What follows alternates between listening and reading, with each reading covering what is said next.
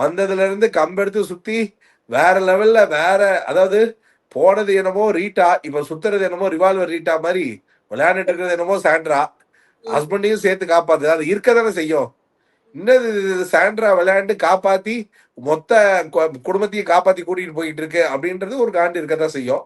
So அந்த காண்டோட வெளிப்பாடா விக்ரம் விக்கல் அதை ஆரம்பிக்க வைத்தறிச்சல் விக்ரமா இன்னைக்கு ஆயிட்டார் போல் இருக்கு. நிறைய வைத்தறிச்சலை காட்ட வேண்டியதான நிலைமையான சூழ்நிலை.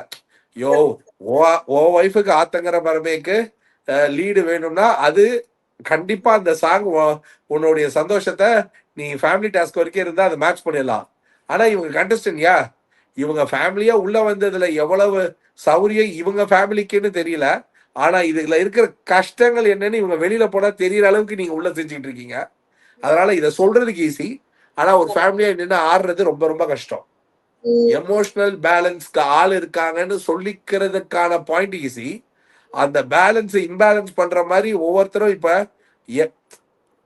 இப்ப இப்ப சாண்ட்ராவுடைய நேச்சரை விமர்சனம் பண்றதோ இல்ல பிரஜினோட நேச்சரை விமர்சனம் பண்றதோ, ஒரு குடும்பம் இந்த டிவிக்கு இந்த பக்கம் இருந்து பாக்குறது வேற. உள்ளுக்குள்ளேயே உட்காந்து ஒரு ஹஸ்பண்ட் ஒய்ஃபை ஓவராலா ஓவர் த இதுல சொல்லும் பொழுது அவங்களுக்கு கேட்கறது கஷ்டம், அவ்வளவு ஈஸியெல்லாம் இருக்காது. அது ரியாக்ட் பண்ணாம ஆடுறது அதை விட கஷ்டம். அப்படி ஆடும் பொழுது இந்த இந்த வைத்தறிச்சல் டு வைத்தறிச்சல் தட் வில் கெட் பேலன்ஸ்.